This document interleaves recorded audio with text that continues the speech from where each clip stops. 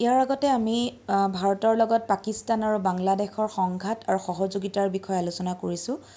আজি আমি আন এখন দেশ দক্ষিণ এছিয়াৰ শ্ৰীলংকাৰ লগত ভাৰতৰ সম্পৰ্কৰ বিষয়ে ক'ব ওলাইছোঁ যে শ্ৰীলংকাত কি হৈছিল 1987ত সামৰিক হস্তক্ষেপৰ পাছত মানে তোমালোকে জানা যে ইণ্ডিয়ান পিচ কিপিং ফ'ৰ্চ ভাৰতৰ পৰা পঠিয়াইছিল শ্ৰীলংকালৈ আৰু কিহৰ কাৰণে যে শ্ৰীলংকাত থকা তামিলসকল আৰু তাৰ স্থানীয় সিংহলীসকলৰ মাজত যিটো মতানৈক্য হৈছিল, যিটো পৰিৱেশ হৈছিল, তাৰ কাৰণে তামিলসকলে ভাৰত চৰকাৰৰ ওপৰত হেঁচা প্ৰয়োগ কৰিছিল আৰু সেইকাৰণে ইণ্ডিয়ান পিচ কিপিং ফ'ৰ্চ শ্ৰীলংকালৈ পঠিওৱা হৈছিল।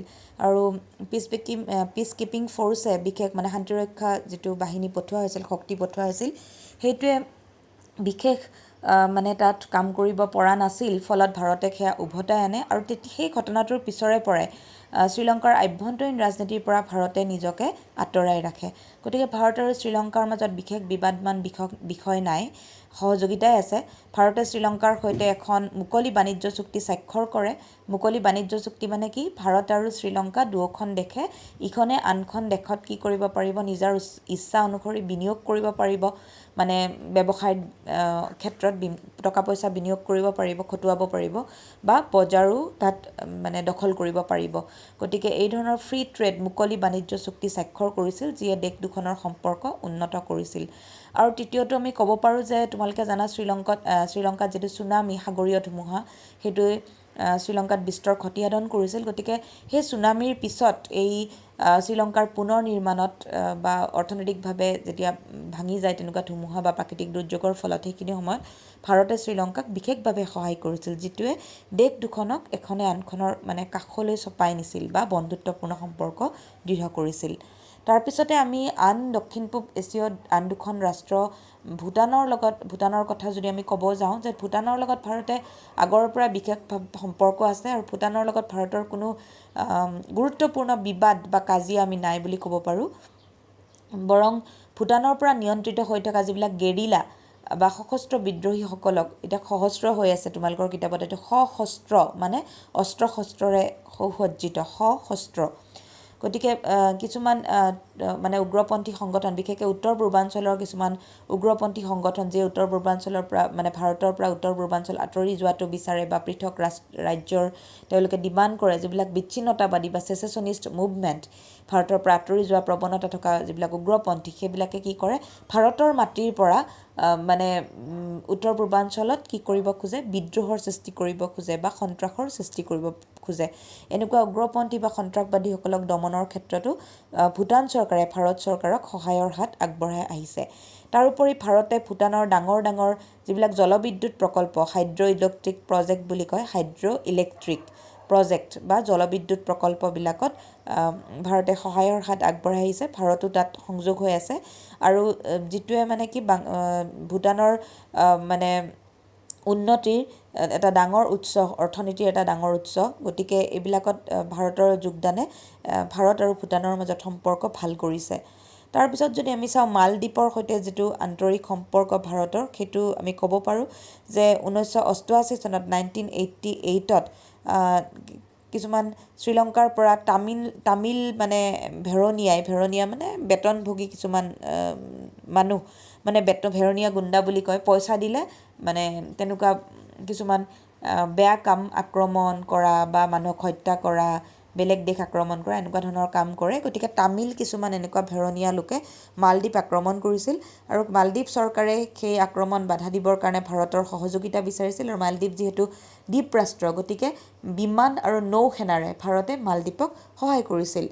আৰু ভাৰতে মালদ্বীপৰ অৰ্থনৈতিক বিকাশ, পৰ্যটন আৰু মীন পালন, ফিছাৰী, মীন মানে মাছ পালনত, এইবিলাক ক্ষেত্ৰত যথেষ্ট পৰিমাণে সহায় কৰি আহিছে। গতিকে আমি অলম'ষ্ট গোটেইকেইখন ভাৰতৰ লগত এই দক্ষিণ এছিয়াৰ ভাৰতৰ চুবুৰীয়া এই দেশকেইখনৰ সম্পৰ্কৰ বিষয়ে আলোচনা কৰিছোঁ। বহু সময়ত আমি দেখিবলৈ পাওঁ যে চুবুৰীয়া দেশবিলাকে ভাৰতক কিছু সন্দেহৰ চকুৰে চায়। গতিকে ভাৰতৰ লগত সংঘাত, আনবোৰ তেওঁলোকৰ নিজৰ মাজতকৈ ভাৰতৰ লগত সংঘাত কিছু বেছি, কাৰণ ভাৰত হৈছে, তোমালোকক মই দেখুৱাইছোঁ মেপখনতো, যে ভাৰত হৈছে দক্ষিণ এছিয়াৰ আটাইতকৈ বৃহত্তম ৰাষ্ট্ৰ। বেছিভাগ মাটিভাগ মানে দক্ষিণ এছিয়াৰ মাটিভাগৰ বেছিভাগ অংশই ভাৰতে আৱৰি আছে। আৰু শক্তিশালী ৰাষ্ট্ৰ। গতিকে প্ৰতিবেশী ৰাষ্ট্ৰবিলাকে ভাৰতক সন্দেহৰ চকুৰে চায় আৰু ভাবে যে ভৱিষ্যতে ভাৰতে এই গোটেই দক্ষিণ এছিয়াক নিয়ন্ত্ৰণ কৰিব পৰা এটা শক্তিত পৰিণত হ'ব। গতিকে ভাৰতে শোষণ চলাব তেতিয়া, এনেকুৱা ধৰণৰ কিছু মানসিকতা আছে বাকী চুবুৰীয়া দেশবিলাকৰ। গতিকে সময়ে সময়ে কিছু সংঘাত আমি ভাৰতৰ লগত দেখিবলৈ পাওঁ। কিন্তু এইটো নহয় যে অকল ভাৰতৰ লগতে সংঘাত আছে, দক্ষিণ এছিয়াৰ এই দেশবিলাকৰ মাজত নিজৰ লগতো সংঘাত আমি দেখিবলৈ পাওঁ, নিজৰ মাজত থকা সংঘাতো দেখিবলৈ পাওঁ। যেনেকৈ নেপালৰ পৰা কিছুমান নেপালী লোকে ভূটানত অনুপ্ৰৱেশ কৰাৰ ফলত ভূটান আৰু নেপালৰ মাজত আমি সংঘাত দেখিবলৈ পাওঁ। তাৰোপৰি হিমালয়ৰ পৰা ওলোৱা নদীৰ পানীক কেন্দ্ৰ কৰি বাংলাদেশ আৰু নেপালৰ মাজত মতপাৰ্থক্য দেখা দিছে। গতিকে এনেকুৱা মতপাৰ্থক্য আছে এই দক্ষিণ এছিয়াৰ দেশবিলাকৰ মাজত বিভিন্ন বিষয়ক কেন্দ্ৰ কৰি। কিন্তু তৎসত্ত্বেও এই দেশবিলাকে সহযোগিতাৰ কাৰণেও আগবাঢ়ি আহিছে।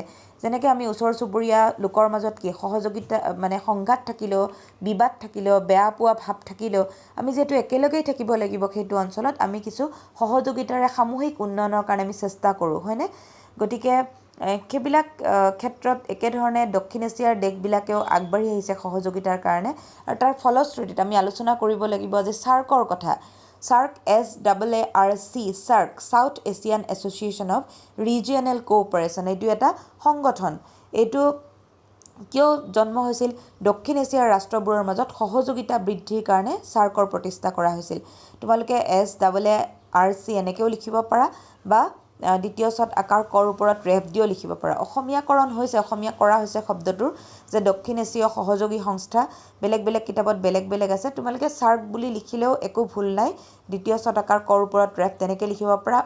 SAARC, SAARC South Asian Association of Regional Cooperation. গতিকে চাৰ্কৰ প্ৰতিষ্ঠা কৰা হয়। কেতিয়া প্ৰতিষ্ঠা হৈছিল?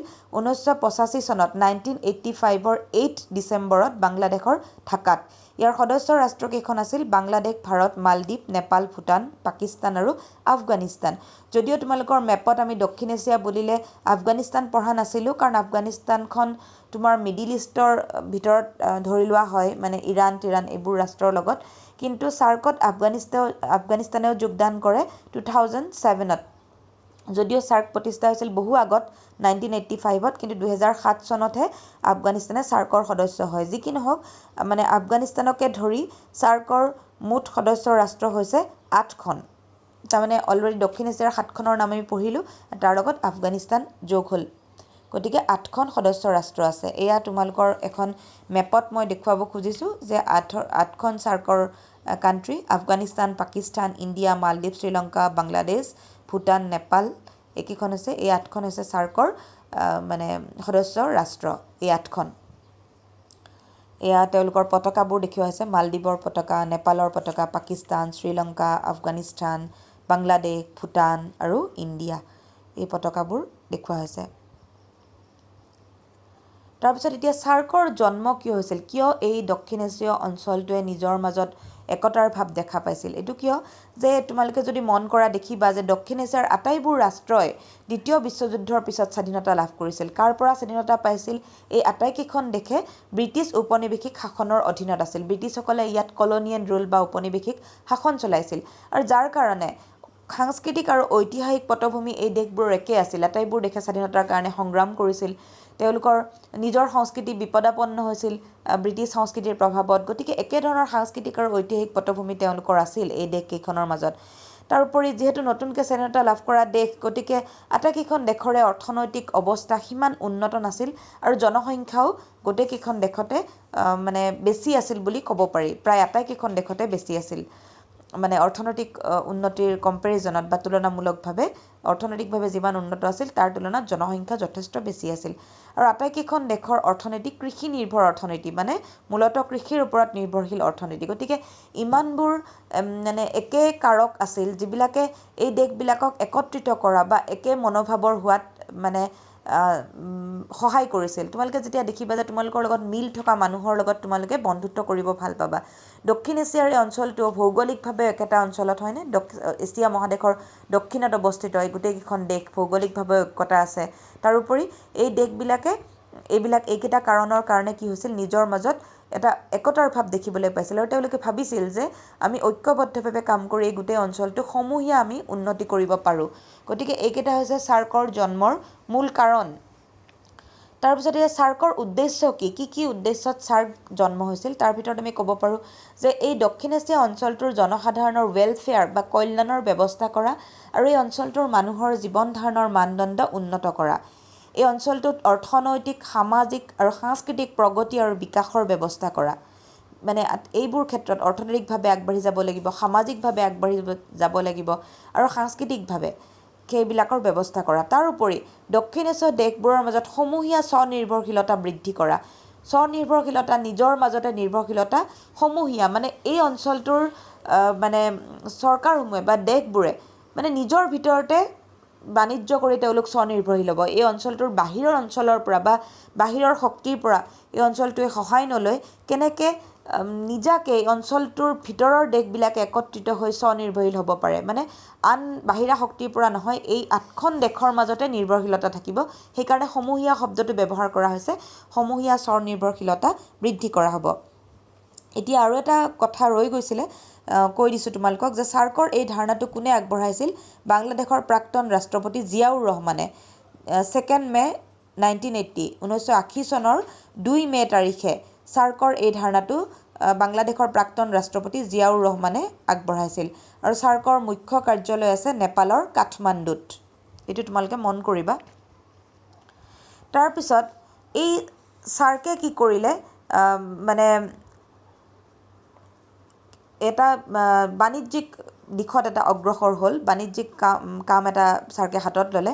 সেইটো কি আছিলে যে চাৰ্কে ছাফ্টা গঠন কৰিলে। ছাফ্টা কি? South Asian Free Trade Agreement. SAARC হৈছে South Asian Free Trade Agreement, SAFTA মানে দক্ষিণ এছীয় মুক্ত বাণিজ্য এটা চুক্তি। মানে গোটেই দক্ষিণ এছিয়া অঞ্চলৰ মাজত কি থাকিব যে মুক্ত বাণিজ্য চলিব পাৰিব, এই গোটেই অঞ্চলটোৰ মাজত মুক্ত বাণিজ্য চলিব পাৰিব। গতিকে নামটোতে উদ্দেশ্যটো লুকাই আছে। পাকিস্তানৰ ইছলামাবাদত চাৰ্কৰ যিটো 12 নম্বৰ বা দ্বাদশ শীৰ্ষ সন্মিলন অনুষ্ঠিত হৈছিল, তাতেই দক্ষিণ এছীয় অঞ্চলটোৰ বাণিজ্য ব্যৱস্থা উন্নতিকৰণৰ কাৰণে ছাফ্টাৰ স্থাপন কৰিবলৈ এখন চুক্তি স্বাক্ষৰ কৰা হৈছিল 2004 চনত আৰু ইয়াক কাৰ্যকৰী কৰা হৈছিল 2006 চনৰ 1 জানুৱাৰীৰ পৰা। গতিকে তোমালোকক যদি সুধে ছাফ্টাৰ মুখ্য উদ্দেশ্য কি? ছাফ্টাৰ মুখ্য উদ্দেশ্য হৈছে সমগ্ৰ দক্ষিণ এছিয়াক মুক্ত বাণিজ্য অঞ্চল হিচাপে গঢ় দিয়া। এই লাইনটো মোৰ ৰৈ গৈছে, তোমালোকে কিন্তু লিখিবা। কি কৈছোঁ যে ছাফ্টাৰ মূল লক্ষ্য হৈছে সমগ্ৰ দক্ষিণ এছিয়াক মুক্ত বাণিজ্য অঞ্চল হিচাপে গঢ় দিয়া। সমগ্ৰ দক্ষিণ এছিয়াক মুক্ত বাণিজ্য অঞ্চল, ফ্ৰী ট্ৰেড এৰিয়া হিচাপে গঢ় দিয়া। এতিয়া আৰু এটা লক্ষ্য হৈছে যে 2007 চনৰ ভিতৰত দক্ষিণ এছীয় ৰাষ্ট্ৰসমূহৰ বাণিজ্যিক শুল্ক বা ট্ৰেড টাৰিফ। বাণিজ্যিক শুল্ক মানে কি? এখন দেশৰ পৰা আন এখন দেশলৈ বস্তু যেতিয়া আমদানি ৰপ্তানি হয়, বস্তুৰ ওপৰত কৰ বহে, চৰকাৰে কৰ বহুৱায়, মানে টেক্স দিয়ে, টেক্স বহুৱায়। সেই টেক্স কমাই দিলে বস্তুৰ দামটো কমি যায়। সাধাৰণতে বিদেশৰ পৰা অহা বস্তুৰ ওপৰত কি আমাৰ চৰকাৰে টেক্স দিয়ে, সেইটো কি চৰকাৰৰ ৰাজহো হয়, আৰু মানে ৰাজহ সংগ্ৰহ হয়, চৰকাৰৰ ইনকাম হয়। তাৰ লগতে বস্তুটোৰ দাম কিন্তু বাঢ়ে আৰু মানুহে কি কৰে, বস্তুৰ দাম বঢ়া বুলি ঘৰুৱা বস্তুৰ প্ৰতি আগ্ৰহী হয়। গতিকে এনেকুৱা ধৰণে ট্ৰেড টাৰিফ বহুওৱা হয় বস্তুৰ ওপৰত, চৰকাৰৰ মানে শুল্ক বহুৱায় বা টেক্স বহুৱায়। আৰু সেইটো হ্ৰাস কৰি যদি দিয়ে তেতিয়াহ'লে কি হয়, বস্তুৰ মানে কম মূল্যত জনসাধাৰণে কিনিব পাৰে আৰু বজাৰখনো কি হয় উন্নত হয়। এখন দেশৰ আন এখন দেশৰ মাজত যদি ধৰি লোৱা কোনো ট্ৰেড টাৰিফ নাথাকে, বস্তুটো একে মূল্যত লাভ কৰিব পাৰিব। ভাৰতত উৎপাদন হোৱা বস্তু এটা ধৰি লোৱা ভূটানত একে দামতে পাব। কিন্তু এনেই যদি ট্ৰেড টাৰিফ থাকে তেতিয়াহ'লে কি হ'ব, মানে মই উদাহৰণটো কৈছোঁ আৰু ট্ৰেড টাৰিফ থাকিলে বস্তুটোৰ দামটো বাঢ়ি যাব। গতিকে সেই ট্ৰেড টাৰিফটো 20% একেবাৰে নাইকিয়া কৰা নাই, 20% 2007 চনৰ ভিতৰত হ্ৰাস কৰা হ'ব বুলি মানে এটা উদ্দেশ্য লোৱা হৈছিল। কিন্তু মেইন উদ্দেশ্যটো হৈছে দক্ষিণ এছিয়াক তোমালোকক এটা বাক্যত ক'ব লাগিলে ছাফ্টাৰ মূল লক্ষ্য বা উদ্দেশ্য হৈছে সমগ্ৰ দক্ষিণ এছিয়াক মুক্ত বাণিজ্য অঞ্চল হিচাপে গঢ় দিয়া। তোমালোকে এই লাইনটো লিখি ল'বা। আৰু এইটোৰ দ্বাৰা কি হ'ব, এই যি পাৰস্পৰিক নিৰ্ভৰশীলতাৰ দ্বাৰা অঞ্চলটোৰ দেশবোৰৰ মাজত কি হ'ব, সংঘাত আঁতৰ হ'ব। যি ধৰণৰ মানে কাজিয়া পেচাল হৈছে, সংঘাত হৈছে বিভিন্ন ক্ষেত্ৰত, যদি একেলগে মানে বাণিজ্যটো চলে, মুক্ত বাণিজ্য চলে, তেতিয়াহ'লে কি হ'ব, এই সংঘাতবিলাক আঁতৰ হ'ব। একেলগে অঞ্চলটোৰ উন্নতিৰ কাৰণে দেশবিলাকে কাম কৰিব পাৰিব। এতিয়া সাৰ্কৰ কিছুমান সীমাবদ্ধতা আমি দেখিবলৈ পাওঁ, যদিও আমি দেখিবলৈ পাইছোঁ যে সাৰ্কে সহযোগিতাৰ কাৰণে কাম কৰিছে, কিন্তু কিছু সীমাবদ্ধতা আছে। কাৰণ দক্ষিণ এছিয়াৰ কিছুমান ৰাষ্ট্ৰই ভাবে যে ছাফ্টাৰ জৰিয়তে ভাৰতে আন ৰাষ্ট্ৰত প্ৰৱেশ কৰি ইয়াৰ বজাৰ দখল কৰিব আৰু লগতে এই দেশবিলাকৰ সামাজিক আৰু ৰাজনৈতিক ব্যৱস্থাৰ ওপৰত হস্তক্ষেপ কৰিব। কাৰণ কিয় যে মই তোমালোকক ক'লোৱেই, ভাৰত ডাঙৰ ভূখণ্ড, গতিকে ভাৰতৰ প্ৰতি এটা সন্দেহ আছে কিছুমান ৰাষ্ট্ৰৰ, যিয়ে সাৰ্কৰ ক্ষেত্ৰত সীমাবদ্ধতা মানে সহযোগিতাৰে কাম কৰাৰ ক্ষেত্ৰতো কিছু কিছু অবিশ্বাসৰ জন্ম দিছে ভাৰতৰ চুবুৰীয়া দেশবিলাকৰ মনত। কিন্তু ভাৰতে বিশ্বাস কৰে যে ছাফ্টাৰ জৰিয়তে দক্ষিণ এছিয়াৰ প্ৰতিখন ৰাষ্ট্ৰৰ অৰ্থনৈতিক উন্নতি হ'ব আৰু তাৰ জৰিয়তে যিবিলাক ৰাজনৈতিক সমস্যা, দেশবিলাকৰ মাজত থকা সংঘাত, সেইবিলাক আঁতৰ হ'ব। তাৰোপৰি ভাৰতে কৈছে যে ছাফ্টাই কোনো এনেকুৱা সমস্যাৰ সৃষ্টি নকৰে যে ভাৰতে গৈ আন দেশক ইনভেট কৰিব বা অৰ্থাৎ আন দেশক ৰাজনৈতিক বা সামাজিক ক্ষেত্ৰত হস্তক্ষেপ কৰিব। কাৰণ ভাৰতে ইতিমধ্যেই ভূটান, নেপাল আৰু শ্ৰীলংকাৰ লগত কিছুমান দ্বিপাক্ষিক চুক্তি স্বাক্ষৰ কৰিছে। দ্বিপাক্ষিক চুক্তি হ'লে কি হ'ব, এখনে আন এখন দেশৰ লগত কিছুমান চৰ্ত ৰাখিছে ইতিমধ্যে, গতিকে ভাৰতে গৈ তেনেবোৰ দেশত হস্তক্ষেপ কৰা কথাটো একেবাৰে অবান্তৰ কথা। আৰু দেখা যায় যে সাৰ্কৰ বেছিভাগ শীৰ্ষ সন্মিলনেই কিহত পৰিণত হৈছে, ভাৰত আৰু পাকিস্তানৰ মাজত বিবাদ আঁতৰোৱা একোখন মঞ্চ, বিবাদ আঁতৰাই সহযোগিতা সৃষ্টি কৰা একোখন মঞ্চত পৰিণত হৈছে। তাৰমানে কি, বেলেগ বিষয় নাই, কেৱল ভাৰত আৰু পাকিস্তানৰ মাজত খালি এই বিবাদ কেনেকৈ আঁতৰ কৰিব পাৰি সেই বিষয়ে বিভিন্ন আলোচনা বিলোচনা এই সাৰ্কৰ ছামিটবিলাকৰ, সাৰ্কৰ সন্মিলনবিলাকত বেছি আগস্থান পাইছে, যিয়ে সাৰ্কৰ যিটো মূল উদ্দেশ্য সেইটোৰ পৰা যেন কিছু পৰিমাণে পিছুৱাই আহিছে বা বাধাৰ সৃষ্টি কৰিছে মূল উদ্দেশ্য ফলৱতী কৰাত। আনকি এনেকুৱা হৈছে কিছুমান সাৰ্ক ছামিট পিছুৱাই দিয়া হৈছে যে কাৰণ ইণ্ডিয়া পাকিস্তানে একেলগে সাৰ্ক ছামিটত বহিবলৈ আগ্ৰহী নহয়। গতিকে তেনেকুৱা অৱস্থাত যদি ধৰি লোৱা একেলগে কৰা এটা চুক্তিত দুখন সদস্যৰ মাজত অনবৰত মতানৈক্য চলি থাকে, গতিকে তেনেকুৱা হ'লে কি হ'ব যে সেই সংগঠনটোৱে তাৰ যিটো মূল উদ্দেশ্য সেইটো ফলপ্ৰসূ কৰাত কিছু পৰিমাণৰ সমস্যাৰ সৃষ্টি হ'ব। তাৰোপৰি বৰ্তমান দেখা গৈছে যে তোমাৰ কিছুমান বাহিৰা শক্তি যেনে আমেৰিকা আৰু চীনে দক্ষিণ এছিয়াৰ ৰাজনৈতিক ব্যৱস্থাত প্ৰভাৱ পেলাবলৈ চেষ্টা কৰি আহিছে। যদিও বিগত 15 বছৰৰ পৰা ভাৰত আৰু চীনৰ সম্পৰ্ক যথেষ্ট উন্নতি ঘটা আমি দেখিবলৈ পাওঁ, কিন্তু পাকিস্তানৰ লগত চীনৰ যিটো সম্পৰ্ক এইটোৱে কিন্তু ভাৰতক বহু পৰিমাণে বিৰক্ত কৰিছে বা অসন্তোষত পেলাইছে। আমি দেখা পাওঁ যে পাকিস্তানত চীনে অৰ্থনৈতিক বিনিয়োগো কৰা দেখা গৈছে, বা যিটো তোমাৰ পাকিস্তানৰ পাৰমাণৱিক বিস্ফোৰণৰ এই যিটো পাৰমাণৱিক কাৰ্যসূচী এইবিলাকতো চীনে কি কৰিছে, সহায় কৰিছে। এইবোৰ ক্ষেত্ৰত যিহেতু ভাৰতৰ লগত পাকিস্তানৰ সম্পৰ্কটো ইমান ঠিক নহয়, গতিকে বাহিৰা এটা শক্তিয়ে আকৌ পাকিস্তানক সহায় কৰি আছে। এই কথাবোৰে ভাৰতক কিছু পৰিমাণে বিৰক্ত কৰা দেখিবলৈ পোৱা গৈছে। আৰু একে সময়তে আমেৰিকা যুক্তৰাষ্ট্ৰইও কিন্তু দক্ষিণ এছিয়াৰ আভ্যন্তৰীণ বিষয়বোৰত বেছিকৈ সোমাই পৰিছে। আৰু পাকিস্তানৰ লগত কিন্তু আমেৰিকাৰো সম্পৰ্ক যথেষ্ট ভাল, যদিও বৰ্তমান সময়ত 1991ৰ পিছত ভাৰতে যেতিয়া মুক্ত অৰ্থনীতি গ্ৰহণ কৰিলে বা শীতল যুদ্ধৰ শেষ হ'ল, তাৰ পিছৰ পৰা আমেৰিকাৰ লগত ভাৰতে নতুন অৰ্থনীতি গ্ৰহণ কৰাৰ কাৰণে কি হ'ল, ভাৰতে মুক্ত বজাৰ ব্যৱস্থা ল'লে। ফলত কি হ'ল, ভাৰতৰ লগত আমেৰিকাৰ সম্পৰ্ক যথেষ্ট পৰিমাণে উন্নত হ'ল। কিন্তু তৎসত্ত্বেও আমেৰিকাই কিন্তু পাকিস্তানৰ লগত সম্পৰ্কৰো ধাৰাবাহিকতা ৰক্ষা কৰি আছে। আমেৰিকাৰ এতিয়াও পাকিস্তানৰ লগত ভাল সম্পৰ্ক আছে।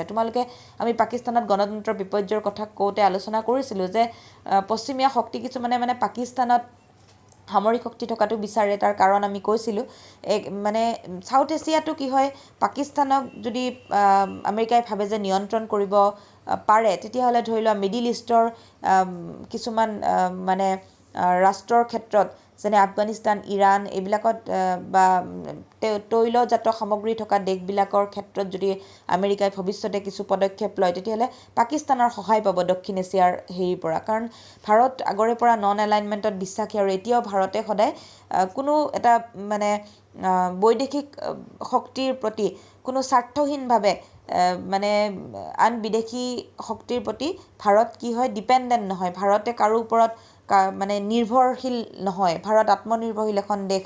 গতিকে পাকিস্তানৰ ক্ষেত্ৰত কিন্তু সেইটো নহয়। বিভিন্ন ক্ষেত্ৰত পাকিস্তানক আমেৰিকাই সহায় কৰিছে, আৰু সহায় কৰিছে এটা স্বাৰ্থত যে পাকিস্তানক কি কৰিব পাৰে, আমেৰিকাই নিজৰ স্বাৰ্থত সময়ত ব্যৱহাৰ কৰিব বুলি ভাবি লৈছে। গতিকে এইবিলাক ক্ষেত্ৰই কিছু অসুবিধাৰ সৃষ্টি কৰিছে অঞ্চলটোত কাৰণ কি যে এনেকুৱা বিদেশী শক্তি বেছি প্ৰভাৱশালী হৈ গ'লে দক্ষিণ এছিয়া অঞ্চলটোত ছাৰ্কৰ প্ৰাসংগিকতা একেবাৰে কমি যাব কাৰণ যিটো উদ্দেশ্যত ছাৰ্ক হৈছিলে তেওঁলোকে একেলগে কাম কৰিব একেলগে সহযোগিতা কৰিব তেওঁলোকে মানে সমূহীয়াভাৱে স্বনিৰ্ভৰশীল হৈ থাকিব এইবিলাক নীতি কি হ'ব কোনো মূল্য নাথাকিব এইবিলাক নীতিৰ যদিহে চীন আৰু আমেৰিকাই এই অঞ্চলবিলাকত আৰু যদি তেওঁলোকৰ আধিপত্যটো লাহে লাহে বঢ়াই যাবলৈ আৰম্ভ কৰে গতিকে এইবিলাক কিছু সীমাবদ্ধতা আমি দেখিবলৈ পাওঁ আৰু এনেও লাহে লাহে তোমালোকৰ কিতাপত উল্লেখ নাই কিন্তু তোমালোকে দেখিবা ছাৰ্ক বৰ্তমান চলি আছে ছাৰ্কৰ চামিটো হৈ আছে কিন্তু ভাৰতে কিন্তু লাহে লাহে ছাৰ্কৰ প্ৰতি যেন খুব আগ্ৰহ এটা হেৰুৱাইছে বৰ্তমান ভাৰতে বিমষ্টেক বুলি মানে Bay of Bengal Initiative for Multi Sectoral Technical and Economic Cooperation বিমষ্টেকত মানে যিবিলাক সদস্য ৰাষ্ট্ৰ তাত Bangladesh India Myanmar Sri Lanka Thailand Nepal আৰু ভূটান আছে ছাৰ্কৰ আফগানিস্তান পাকিস্তান আৰু মালদ্বীপ তাতে নাই যিহেতু পাকিস্তান নাই ভাৰতৰ কাৰণে কিছু সহজ হৈছে বিমষ্টেকত থকাটো গতিকে বিমষ্টেকে আমাৰ যেতিয়াৰ পৰা মোদী গভৰ্ণমেণ্ট আহিছে নৰেন্দ্ৰ মোদীয়ে ভাৰতত মানে ভাৰতৰ প্ৰধানমন্ত্ৰী হিচাপে কাৰ্যভাৰ গ্ৰহণ কৰিছে তেতিয়াৰ পৰা ভাৰত বিমষ্টেকৰ প্ৰতি এই বিমষ্টেক নামৰ অৰ্গেনাইজেশ্যন বা সংগঠনটোৰ প্ৰতি ভাৰত মানে বেছি আগ্ৰহী হোৱা দেখিবলৈ পোৱা গৈছে আৰু আমি দেখিবলৈ পাওঁ যেতিয়া এই নৰেন্দ্ৰ মোদী দ্বিতীয়টো কাৰ্যকালৰ শপত গ্ৰহণৰ কালচোৱাটো এই বিমষ্টেকৰ সদস্য ৰাষ্ট্ৰবিলাকৰ পৰা মানে সদস্য ৰাষ্ট্ৰবিলাকে কি কৈছিল আমন্ত্ৰণ পাইছিল শপত গ্ৰহণ অনুষ্ঠানত গতিকে এনেবোৰ ক্ষেত্ৰত আমি দেখিবলৈ পাওঁ যে বিমষ্টেকৰ প্ৰতি ভাৰত ছাৰ্কতকৈ বেছি মানে আগ্ৰহী হৈ পৰা দেখিবলৈ পাওঁ তাৰোপৰি ব্ৰিক্সতো ভাৰতে